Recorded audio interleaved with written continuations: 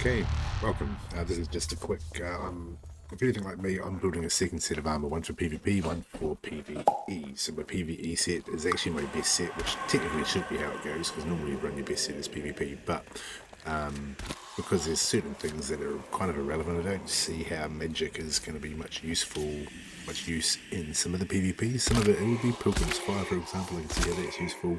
Pacify, useless as fucking tits on a bull.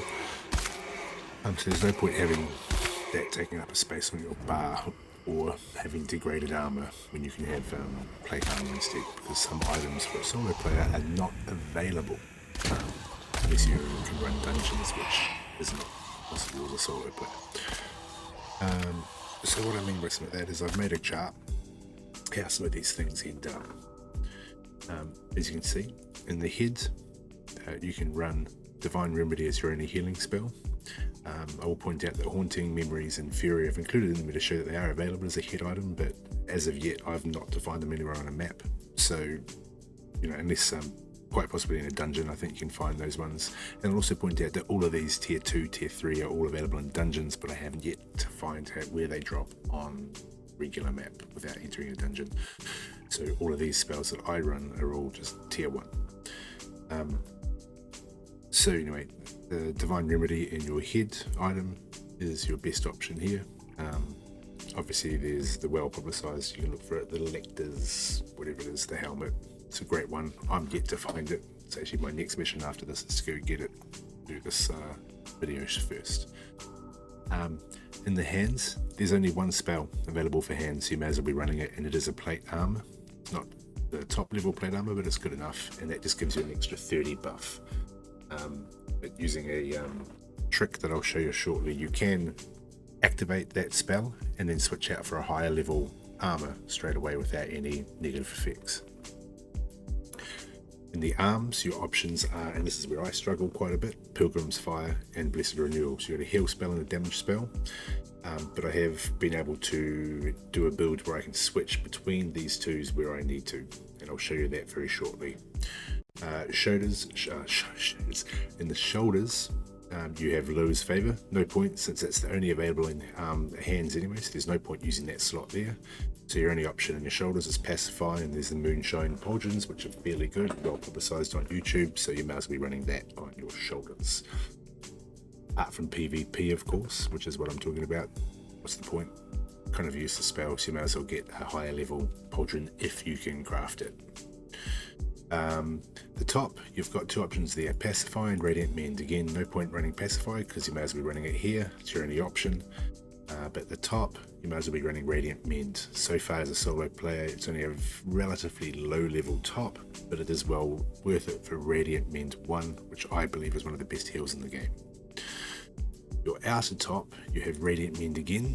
Again, no point using that one because it's available here. There's no sense using Pacify, so your option there in your top is Pacify. You can get a relatively good top for that, but again, you can't get plate without going into a dungeon. Legs, have only included these because they are available according to Wiki, but yeah, again, maybe a dungeon or haven't been found yet, but get Consecrated Grounds, that would be a great one to get. It sounds amazing. Basically in the grounds around you, it heals all your people that are in that circle. That's a good one to have. So anyway, if you're building a set for some PvP or whatever, you may as well be going highest tier you can, because there's no magic really available for you there. So as I was mentioning, for things like, let's say Lulu's Favor, for example, it's the only one thing you can run in your hands. I don't currently have it going because I haven't built a second set of gloves that are higher tier than the Gloves of Knowledge. But you can activate the spell on yourself, because it's I've already got it running, but because it's a 60-minute buff, and then switch that spell out for another spell. If I've got a full bar and I want to be able to switch this out for something else, I can then switch it out and run something else, and the buff remains. Same for example, you can see on my bar here I have my leather braces and my leather jerkin of life, because that's the only place that I've got a Radiant Mend happening at the moment. So I can switch that on. I can switch on my Radiant Mend. I can activate my Radiant Mend.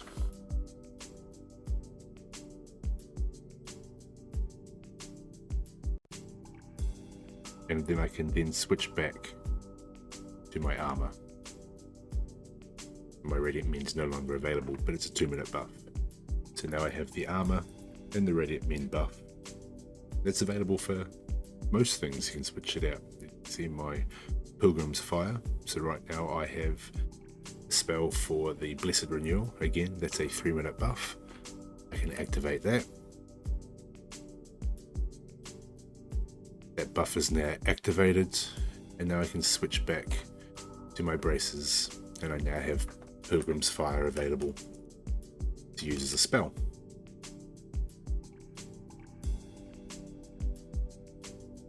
So yeah, I'm using that quite a bit to negate some of the restrictions around armor and magic, especially as a solo player. So I hope that helps you. Please like, follow, subscribe for some more hints and tips. Cheers.